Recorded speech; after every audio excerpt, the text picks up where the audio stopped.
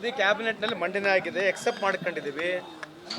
ನಮ್ಮ ಚಲವಣೆ ಹೇಳ್ದಂಗೆ ಮುಂದೆ 17ನೇ ತಾರೀಕು ತಿರ್ಗಾ ಇದ್ರ ಬಗ್ಗೆ ಸ್ಪೆಷಲ್ ಆಗಿ ಇದ್ರ ಬಗ್ಗೆ ಮಾನ್ಯ ಮುಖ್ಯಮಂತ್ರಿಯವರು ವಿಶೇಷವಾದಂಥ ಒಂದು ಕ್ಯಾಬಿನೆಟ್ ಮೀಟಿಂಗನ್ನು ಕರೆದಿದ್ದಾರೆ. ಅದ್ರ ಬಗ್ಗೆ ಚರ್ಚೆ ಮಾಡ್ತೀವಿ. ಸರ್, ತಾವು ಏನು ಒಪಿನಿಯನ್ ಎಕ್ಸ್ಪ್ರೆಸ್ ಮಾಡಿದ್ರಿ? ಅಲ್ಲ, ನನ್ನ ಒಪಿನಿಯನ್ ಇರ್ತಕ್ಕಂಥದ್ದು ಕಳೆದ ಬಾರಿ ನಾನು ಹೇಳ್ತಾನೆ ಇದ್ದೀನಿ.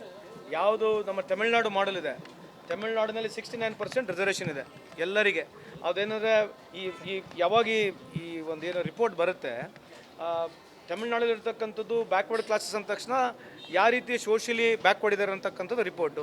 ಈ ರಿಪೋರ್ಟ್ ಬಂದರೆ ಅದ್ರ ಪ್ರಕಾರ ನಾವು ಕೂಡ ಕರ್ನಾಟಕದಲ್ಲಿ ಸುಮಾರು 69% ಅಷ್ಟು ರಿಸರ್ವೇಷನ್ ಕೇಂದ್ರ ಸರ್ಕಾರಕ್ಕೆ ಕೇಳಿ ನಾವು ಅನುಮತಿಯನ್ನು ಪಡ್ಕೊಂಡ್ರೆ ಕರ್ನಾಟಕದ ಭಾಳಷ್ಟು ಜನರಿಗೆ ಅನುಕೂಲ ಆಗ್ತಕ್ಕಂಥ ನನ್ನ ವೈಯಕ್ತಿಕ ಅಭಿಪ್ರಾಯ. ತಮಿಳುನಾಡಲ್ಲಿ ಕೊಟ್ಟರು ಕೂಡ ಸುಪ್ರೀಂ ಕೋರ್ಟಲ್ಲಿ ಕೇಸ್ ಇನ್ನೂ ಜಾರಿ ಆಗಿಲ್ಲ.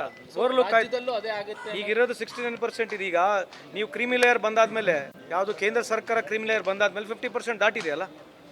ಈಗ ಕ್ರೀಮಿ ಲೇಯರ್ ಕೊಟ್ಟಿದ್ದಾರೆ ತಾನೆ ಯಾರು ಕೇಂದ್ರ ಸರ್ಕಾರ. ಯಾರಿಗೆ ಕೊಟ್ಟಿರೋದು creamy layer? 10% of creamy layer reservation is given to whom? What is the population of the people who are in creamy layer? ಯಾರು ಅವರು ಕ್ರೀಮಿ ಲೇಯರ್ ಇರ್ತಕ್ಕಂಥವ್ರು ಯಾರು?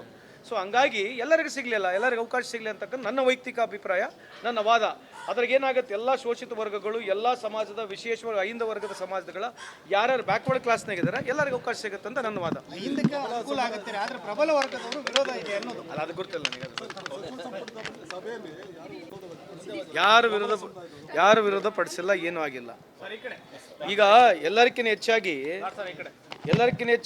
ನಿನ್ನೆ ನಾನು ಯಾರು ವಿಜೇಂದ್ರ ಅವ್ರು ಮಾತನಾಡ್ತಕ್ಕಂಥ ನೋಡ್ತಾ ಇದ್ದೆ. ರಾಹುಲ್ ಗಾಂಧಿ ಅವರು ಇದ್ದರೆ ಇವತ್ತು ಡೀಸೆಲ್ ಪೆಟ್ರೋಲ್ 2000 ಹೋಗುತ್ತೆ, 1500 ಹೋಗ್ತಕ್ಕಂಥ ಮಾತಾಡ್ತಾರೆ. ನಿಮಗೆ ಸ್ಪಷ್ಟೀಕರಣ ಕೇಳಕ್ಕೆ ಇಚ್ಛೆ ಪಡಿಸ್ತೀನಿ. UPA 1, UPA 2, UPA 2ನಲ್ಲಿ ಸುಮಾರು UPA 1ನಲ್ಲಿ UPA 2ನಲ್ಲಿ 2004ರಿಂದ 2014 ಇಸ್ವಿವರೆಗೆ ನಾವು ಏನು ಆಯಿಲ್ ಪರ್ ಬ್ಯಾರಲ್ $105 ಖರೀದಿ ಮಾಡಿದ್ದೀವಿ. ಪರ್ ಬ್ಯಾರಲ್ ನಾವು $105 ಆ್ಯಾವ್ರೇಜ್ನಲ್ಲಿ ಖರೀದಿ ಮಾಡಿದ್ದೀವಿ. ಖರೀದಿ ಮಾಡಿ ಸುಮಾರು ನಾವು 55ರಿಂದ 60 ರೂಪಾಯಿಗೆ ಡೀಸೆಲ್ ಪೆಟ್ರೋಲ್ ಕೊಟ್ಟಿದ್ದೀವಿ. ಇವ್ರದ್ದು ಕಳೆದ 2014 ಇಸ್ವಿಯಿಂದ 2024 ಇಸ್ವಿವರೆಗೆ ಆ್ಯಾವ್ರೇಜ್ ಬೈಯಿಂಗ್ ಇರ್ತಕ್ಕಂಥದ್ದು it is less than $70. Average buying price is less than $70. ಈಗ ಮೊನ್ನೆ $13 ಕಮ್ಮಿ ಆಗಿದ್ದು ಬಿಟ್ಟಿರಿ. $70ನಲ್ಲಿ ಆ್ಯಾವ್ರೇಜ್ ಖರೀದಿ ಮಾಡಿ ಇವರು ನಮಗೆ 100 ರೂಪಾಯಿಗೆ ಹೆಚ್ಚು ಡೀಸೆಲ್ ಪೆಟ್ರೋಲ್ ಕೊಟ್ಟಿದ್ದಾರೆ. ಕಾರಣ ಏನಂದರೆ ಮನಮೋಹನ್ ಸಿಂಗ್ರವರು 90,000 ಕೋಟಿ ಸಬ್ಸಿಡಿ ಕೊಟ್ಟರು. ಪ್ಲೀಸ್ ಕೇಳ್ಕೊಳ್ಳಿ, 90,000 ಕೋಟಿ ಮನಮೋಹನ್ ಸಿಂಗ್ ಅವರು ಸಬ್ಸಿಡಿ ಕೊಟ್ಟರು. ಅದಕ್ಕಾಗಿ $105 ಖರೀದಿ ಮಾಡಿದ್ರು ಕೂಡ ನಮಗೆ 55 ರೂಪಾಯಿಂದ 60 ರೂಪಾಯಿ ಬಂತು. ಈ ಕೇಂದ್ರ ಸರ್ಕಾರ ಯಾಕೆ ಸಬ್ಸಿಡಿ ಜಾಸ್ತಿ ಕೊಡ್ತಾ ಇಲ್ಲ ಅಂತಂದರೆ, ಕೇಂದ್ರ ಸರ್ಕಾರ ಏನನ್ನ ಸಬ್ಸಿಡಿ ಜಾಸ್ತಿ ಕೊಟ್ಟರೆ ರಿಲಯನ್ಸ್ ಬಂಕ್ಗಳು ಕಳೆದೋಗ್ಬಿಡ್ತವೆ. ಕೇಂದ್ರ ಸರ್ಕಾರ by chance if it increases more subsidy on this import of crude oil, automatically the Reliance bunks will get stopped because they cannot compete the Indian oil prices. ಹಂಗಾಗಿ ಕೇಂದ್ರ ಸರ್ಕಾರ ಸಬ್ಸಿಡಿ ಜಾಸ್ತಿ ಕೊಟ್ಟರೆ ರಿಲಯನ್ಸ್ ಬಂಕ್ಗಳು ನಿಂತ್ಕೊಂಡು ಹೋಗ್ತಾ ಒಂದು ಕಾರಣಕ್ಕಾಗಿ ಇವತ್ತು ರಿಲಯನ್ಸ್ ಬಂಕ್ನವ್ರು $1 ಕಮ್ಮಿ ಮಾಡ್ತಾ ಇದ್ದಾರೆ.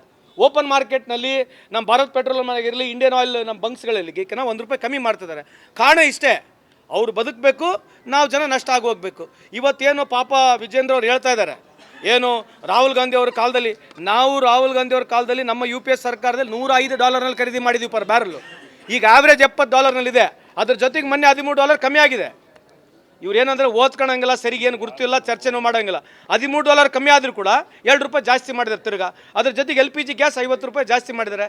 ಇದ್ರ ಬಗ್ಗೆ ಯಾರು ಚರ್ಚೆ ಮಾಡಬೇಕೀಗ? 2013ರಲ್ಲಿ ಮನಮೋಹನ್ ಸಿಂಗ್ ಸರ್ಕಾರ ಬಿಟ್ಟಾಗ $1023 ಗ್ಯಾಸ್ ಇತ್ತು. ಹೌದು, ಈಗ $850 ಇದೆ. ಸಬ್ಸಿಡೈಸ್ ಮಾಡಿದಾರಲ್ಲ ಅಂತಲ್ಲ, ಮತ್ತೆ ತಿರ್ಗಾ $50 ಜಾಸ್ತಿ ಮಾಡಿದಾರೆ ತಾನೆ.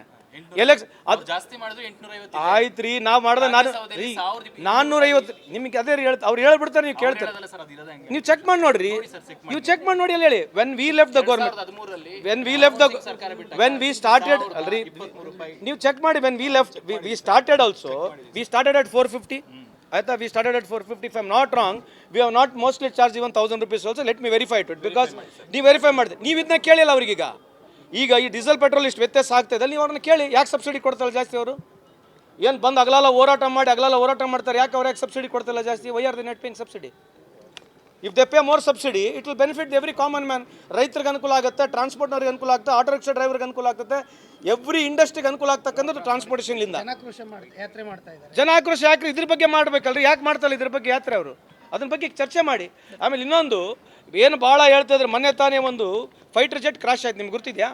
ಸಿದ್ಧಾರ್ಥ ಅಂತ ಒಬ್ಬ ಯುವಕ ವಾಸ್ ಏರ್ಫೋರ್ಸ್ನಲ್ಲಿ ಇರ್ತಕ್ಕಂಥವನು, ಫೈಟರ್ ಜೆಟ್ ಕ್ರಾಶ್ ಆಗಿದೆ. 70 ವರ್ಷದ ಹಳೆಯದು.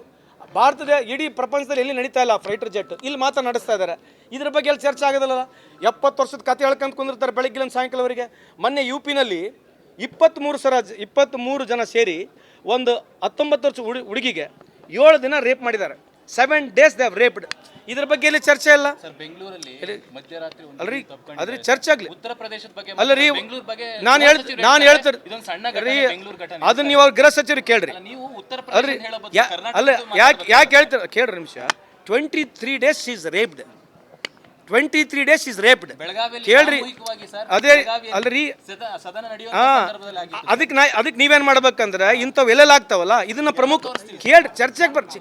ನೀವು ತೋರಿಸ್ತಲ್ಲ ಅಂತ ಅಲ್ರಿ, ಅಲ್ರಿ ನಾವು ರೀ ಯಾಕೆ ಹೇಳ್ತೀನಿ ಕೇಳಿ. ಅಲ್ಲ ಒಂದ್ ನಿಮಿಷ ರೀ, ಅಲ್ಲ ನಾನು ಯಾಕೆ ಹೇಳಿದಂದ್ರೆ this is 23 people, it's a mass rape ಆಗಿರ್ತಕ್ಕಂಥದ್ದು. It's a very important issue.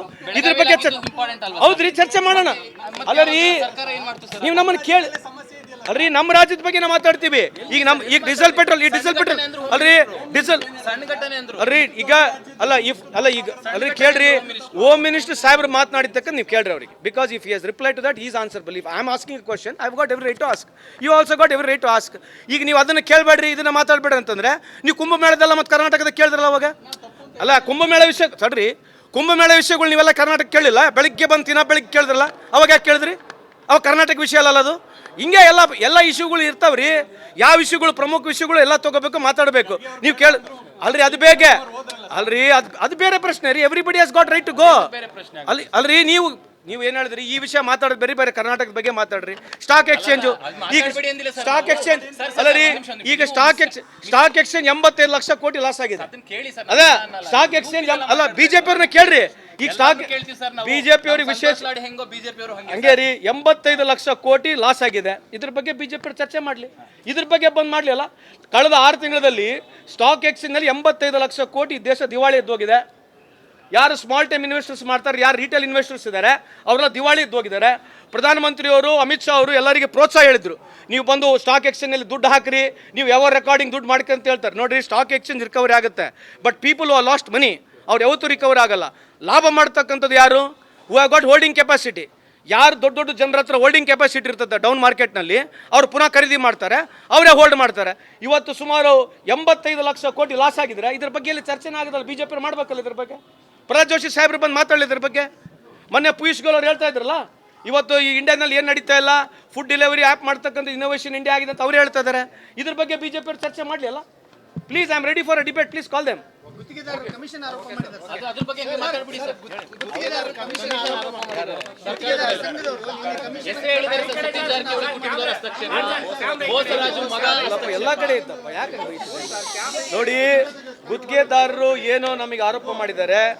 ಮಾನ್ಯ ಮುಖ್ಯಮಂತ್ರಿಯವರು ಸರ್ಕಾರ ಅದಕ್ಕೆ ಏನು ರಿಪ್ಲೈ ಕೊಡಬೇಕು ಅವ್ರು ಖಂಡಿತವಾಗಿ ಕೊಡ್ತಾರೆ. I cannot discuss on this because still ಇನ್ನೇ ಆಗಿದೆ. ಅದಕ್ಕೆ ಸರ್ಕಾರ ಏನು ಪ್ರತಿಕ್ರಿಯೆ ಕೊಡಬೇಕು ಕೊಡುತ್ತೆ. ಅದ್ರ ಬಗ್ಗೆ ನೀವು ಅವ್ರ ವಿರುದ್ಧ 40% ಅಂದಿದ್ರಿ, ಈಗ 60% ನಾವ್ ಹೇಳಿಲ್ಲ. 40% ಬಿಜೆಪಿ ಸರ್ಕಾರ ಇದ್ದಾಗ 40% ಹೇಳಿದವ್ರು ಯಾರು? ನಾವ್ ಹೇಳಿದ್ದಲ್ಲ, ಅವ್ರು ಬಂದು ಆರೋಪ ಮಾಡಿರ್ತಾರೆ. ಇಲ್ಲ ಅಂತ ಯಾರು ಹೇಳ್ತಾ ಇದಾರ್ರಿ?